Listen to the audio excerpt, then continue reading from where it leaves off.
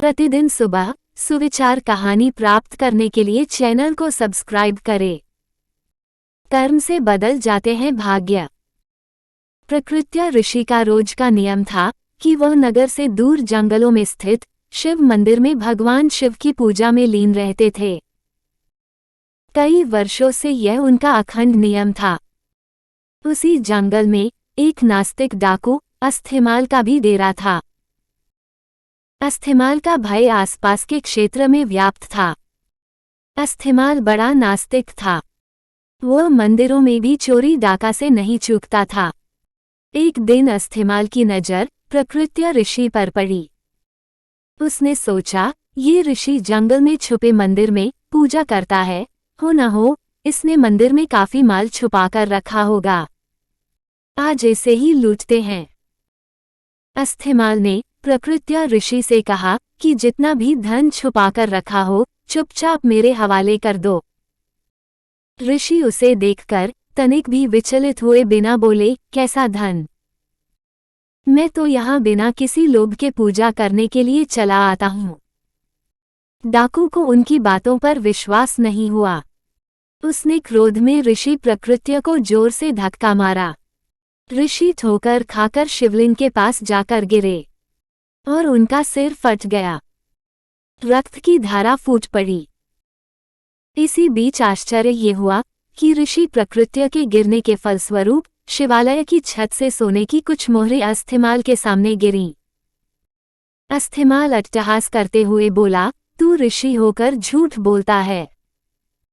झूठे ब्राह्मण, तू तो कहता था कि यहाँ कोई धन नहीं। फिर ये सोने के सिक्के कहाँ से गिरे? अब अगर तूने मुझे सारे धन का पता नहीं बताया तो मैं यही पटक पटक कर तेरे प्राण ले लूंगा। प्रकृत्या ऋषि करुणा में भरकर दुखी मन से बोले, हे शिवजी, मैंने पूरा जीवन आपकी सेवा और पूजा में समर्पित कर दिया। फिर ये कैसी विपत्ति आन पड़ी? प्रभु मेरी रक्षा करें। जब भक्त सच्चे मन से पुकारते तो भोलेनाथ क्यों नहीं आते? महेश्वर तत्क्षण प्रकट हुए और ऋषि को कहा कि इस होनी के पीछे का कारण मैं तुम्हें बताता हूँ। ये डाकू पूर्वजन्म में एक ब्राह्मण ही था। इसने कई कल्पों तक मेरी भक्ति की, परंतु इससे प्रदोष के दिन एक भूल हो गई।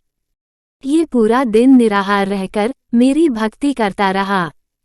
दोपहर में जब इसे प्यास लगी तो ये जल पीने के लिए पास के ही एक सरोवर तक पहुंचा।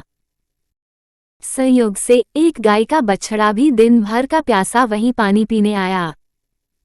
तब इसने उस बछड़े को कोहनी मारकर भगा दिया और स्वयं जल पिया। इसी कारण इस जन्म में ये डाकू हुआ।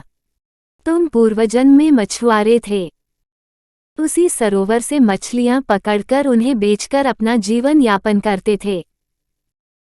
जब तुमने उस छोटे बछड़े को निर्जल परेशान देखा तो अपने पात्र में उसके लिए थोड़ा जल लेकर आए।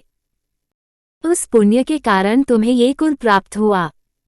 पिछले जन्मों के पुण्यों के कारण इसका आज राजतिलक होने वाला था, पर इसने इस जन्म में डाकू होते हुए न जाने कितने निरपराध लोगों को मारा और देवालयों में चोरियां की। इस कारण इसके पुण्य सीमित हो गए और इसे सिर्फ ये कुछ मुद्राएं ही मिल पाईं। तुमने पिछले जन्म में अनगिनत मत्स्यों का आखेट किया, जिसके कारण आज का दिन तुम्हारी मृत्यु के लिए तय था।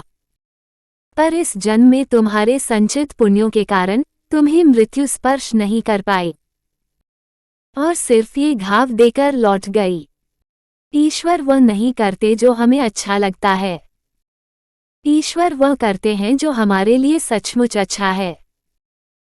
यदि आपके अच्छे कार्यों के परिणाम स्वरूप भी आपको कोई कष्ट प्राप्त हो रहा है तो समझिए कि इस तरह ईश्वर ने आपके बड़े कष्ट हर लिए। हमारी दृष्टि सीमित है, परंतु ईश्वर तो लोक परलोक सब देखते हैं, सबका हिसाब रखते हैं।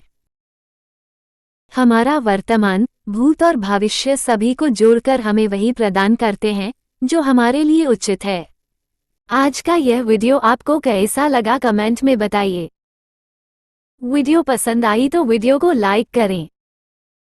चैनल में पहले बार आए तो चैनल को सब्सक्राइब करें ताकि आने वाली वीडियो नोटिफिकेशन सबसे पहले आपको मिलें। वीडियो देखने के लिए धन्यवाद।